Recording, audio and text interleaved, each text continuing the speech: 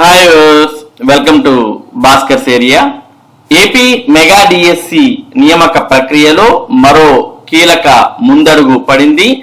మరి ఏ జిల్లాలో ఎన్ని ఖాళీలు ఉన్నాయి, ముఖ్యంగా కేటగిరీ 3 కేటగిరీ 4లో ఎక్కడెక్కడ ఖాళీలు ఉన్నాయి, ఇటువంటి పూర్తి సమాచారం మరి ప్రభుత్వం అన్ని జిల్లాల విద్యాశాఖ అధికారుల నుంచి అలాగే ఆర్జేడీల నుంచి సేకరిస్తోంది. మరి AP mega DSC certificate verification పూర్తయిన తర్వాత అభ్యర్థులకు అపాయింట్మెంట్ ఆర్డర్స్ ఇవ్వడానికి క్లియర్ వేకెన్సీస్ కు సంబంధించినటువంటి సమాచారాన్ని కోరుతోంది. దీనికి సంబంధించినటువంటి సమాచారాన్ని మనం ఇక్కడ చూస్తూ ఉన్నాం. ఖాళీలపై ఆరా, మెగా డిఎస్సి నియామకాల్లో మరో కీలక ముందడుగు. జిల్లాల వారీగా వివరాలు కోరిన ఉన్నతాధికారులు. ఉమ్మడి జిల్లాలో ఉపాధ్యాయుల కొరత ఎదుర్కొంటున్న ప్రభుత్వ పాఠశాలల్లో త్వరలో చేపట్టనున్న మెగా డిఎస్సి 2025 రిక్రూట్మెంట్ ద్వారా నియామకాలను పూర్తి చేసేందుకు విద్యాశాఖ కసరత్తు ప్రారంభించింది. ఉమ్మడి జిల్లాల్లో ప్రభుత్వ, జెడ్పీ, మున్సిపల్ యాజమాన్యాల్లో మొత్తం 1035 ఉపాధ్యాయ ఉద్యోగాలను మెగా డిఎస్సిలో భర్తీ చేయనున్నారు.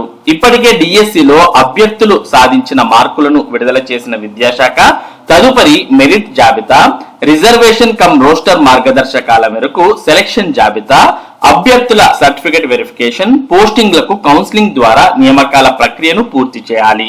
ఇందులో భాగంగా జిల్లాల వారీగా వివరాలను పంపాలని ఉన్నతాధికారులు ఆదేశించారు. డిఎస్సి 2025లో ఉమ్మడి పశ్చిమలో నోటిఫై చేసిన మొత్తం పోస్టుల సంఖ్యను మేనేజ్మెంట్, కేటగిరీ, మీడియం, సబ్జెక్ట్ వారీగా పంపాలని సూచించారు. ఈ నెల 31వ తేదీ నాటికి ఏర్పడే ఖాళీల సంఖ్యను అదే ఫార్మాట్ లో మరి అందజేయాలని కోరారు. ఎంపికైన అభ్యర్థులకు పోస్టింగ్లు కేటాయించేందుకు పాఠశాలల వారీగా వేకెన్సీల వివరాలు, అసలు టీచరే లేకుండా కేటగిరీ 3 కేటగిరీ 4లో ఉన్న స్కూల్స్ వివరాలు, ఇటీవల జరిగిన సాధారణ బదిలీల్లో నూతన స్థానాలకు బదిలీ అయిన రిలీవర్ లేక పాత స్కూల్లోనే కొనసాగుతుంటే ఆ స్కూల్ వివరాలు, 50% మంది పైబడి టీచర్లు లేని పాఠశాలలు, కేటగిరీ 3 కేటగిరీ 4లోని స్కూళ్లలో ఇంకా ఎన్ని వేకెన్సీలు భర్తీ చేయాలి మొదలైన వివరాలను సేకరించడానికి ఉమ్మడి జిల్లా స్థాయిలో ఈ నెల 18న బృందాలను నియమించి నిర్ణీత ఫార్మాట్ లో క్షేత్రస్థాయి నుంచి డేటాను తీసుకోవాలని ఆదేశించారు. టీచర్ల కొరత. కుక్కునూరు, వేలూరుపాడు తదితర మండలాల్లో బదిలీలు జరిగిన ఆ ప్రాంతాలకు ట్రాన్స్ఫర్ కోసం ఎవరూ ఆసక్తి చూపకపోవడంతో పెద్ద సంఖ్యలోనే టీచర్ల కొరత కొనసాగుతోంది. ఫలితంగా ఈ మండలాల్లో బోధన కుంటుపడుతోంది. ఈ పరిస్థితిపై కొంతకాలంగా విద్యార్థి, ప్రజా సంఘాలు ఆందోళన నిర్వహిస్తున్నాయి. తాజా పరిణామాల నేపథ్యంలో మెగా డిఎస్సి 2025 రిక్రూట్మెంట్ తో ఈ మండలాల్లోని టీచర్ల పోస్టులన్నీ భర్తీ కావడంతో పాటు బదిలీ ఖరారైనప్పటికీ రిలీవర్ లేక ఇప్పటికీ పాత స్థానాల్లోనే కొనసాగుతున్న టీచర్లకు ఊరట లభించడం ఖాయంగా తెలుస్తోంది. మొత్తానికి ఏపీ మెగా డిఎస్సికి సంబంధించి తదుపరి ప్రాసెస్ ను కంటిన్యూ చేయడానికి ప్రభుత్వం మరి విద్యాశాఖ అధికారుల నుంచి సమాచారాన్ని తెప్పించుకుంటోంది. మరి ఇప్పటికే డిఎస్సికి సంబంధించినటువంటి స్కోర్ కార్డ్స్ విడుదల చేసినటువంటి ప్రభుత్వం తర్వాత మనకు మెరిట్ లిస్టులను విడుదల చేయబోతోంది. మెరిట్ లిస్టులు విడుదలైన తర్వాత రిజర్వేషన్ కమ్ రోస్టర్ మార్గదర్శకాల మేరకు సెలక్షన్ జాబితా అనేది వస్తుంది. ఫస్ట్ మనకు మెరిట్ లిస్ట్ ఇస్తారు. మెరిట్ లిస్ట్ లో మనకు ప్రతి ఒక్క అభ్యర్థి యొక్క పేరు అనేది ఉంటుంది. మరి వారి యొక్క మార్క్స్ ఆధారంగా వారికి ర్యాంక్స్ అనేవి ఉంటాయి. మరి ఆ ర్యాంక్ ఆధారంగా చేసుకుని మెరిట్ లిస్ట్ అనేది ఇస్తారు. మరి మెరిట్ లిస్ట్ లో నుంచి ఎన్ని ఖాళీలు అయితే ఉన్నాయో అన్ని ఖాళీలకు సెలక్షన్ జాబితా అనేది వస్తుంది. ఆ సెలక్షన్ జాబితా అనేది కూడా రిజర్వేషన్ కమ్ రోస్టర్ మార్గదర్శకాలను పాటిస్తూ సెలక్షన్ జాబితా అనేది విడుదల చేస్తారు. మరి ఎవరైతే ఈ సెలక్షన్ జాబితాలో అభ్యర్థి ఉంటారో అటువంటి అభ్యర్థికి మరి సర్టిఫికేట్ వెరిఫికేషన్ అనేది నిర్వహించడం జరుగుతుంది.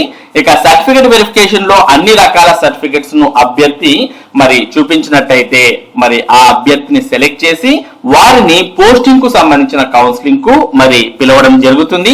ఆ కౌన్సిలింగ్ లో ఆ అభ్యర్థి ఏ స్థానం అయితే ఎంచుకుంటారో ఆ స్థానానికి, అంటే ఉన్న స్థానాల్లో ఏ స్థానం అయితే అతను సెలెక్ట్ చేసుకుంటారో ఆ స్థానంలో అతనికి మొదటి పోస్టింగ్ అనేది ఇవ్వడం జరుగుతుంది. కాకపోతే మొన్న జరిగినటువంటి ట్రాన్స్ఫర్స్ లో ఎక్కువగా కేటగిరీ 3 కేటగిరీ 4 స్కూళ్లలోనే మరి ఎక్కువ వేకెన్సీస్ అనేవి ఉన్నాయి. అటువంటి స్థానాల్లోనే కొత్తగా నియమించేటటువంటి ఉపాధ్యాయులు చేరబోతున్నారు. దాంతో పాటు చాలా చోట్ల టీచర్లు రిలీవర్ లేక ట్రాన్స్ఫర్ అయినప్పటికీ ఇంకా అదే పాత పాఠశాలలో పనిచేస్తూ ఉన్నారు. అటువంటి వారిని రిలీవ్ చేయడానికి కూడా మరి కొత్తగా ఇప్పుడు నియామకమైపోయే టీచర్లను ఆ పాఠశాలల్లో నియమించబోతున్నారు. మొత్తానికి డిఎస్సికి సంబంధించిన నియామక ప్రక్రియ మరి మనకు తర్వాత అంకానికి చేరుకోబోతోంది. నెక్స్ట్ మెరిట్ లిస్టులు రాబోతున్నాయి. మెరిట్ లిస్టుల తర్వాత సెలెక్షన్ లిస్టులు రాబోతున్నాయి. సెలెక్షన్ లిస్టు అయిపోయిన తర్వాత సర్టిఫికేట్ వెరిఫికేషన్ ఉండబోతోంది. ఇక సర్టిఫికేట్ వెరిఫికేషన్ పూర్తయినటువంటి అభ్యర్థులకు అపాయింట్మెంట్ ఆర్డర్స్ ను ప్రభుత్వం జారీ చేయబోతోంది. ఇది మెగా డిఎస్సిలో తదుపరి జరగబోయే ప్రాసెస్. ఇక పాఠశాలల్లో విద్యార్థులకు మరి ముఖ హాజరును అమలు చేయాలని ప్రభుత్వం భావిస్తోంది. దానికి సంబంధించిన సమాచారాన్ని కూడా ఇక్కడ చూస్తూ ఉన్నాం. త్వరలో పాఠశాలల్లో విద్యార్థులకు ముఖ హాజరు, పాఠశాలల్లో అక్రమాలకు చెక్, ఉపాధ్యాయులపై పెరుగుతున్న భారం. ప్రభుత్వ రంగ పాఠశాలల్లో విద్యార్థులకు కూడా ముఖ హాజరు అమల్లోకి రానుంది. ఈ మేరకు ప్రభుత్వం నిర్ణయం తీసుకున్నట్లు తెలుస్తోంది.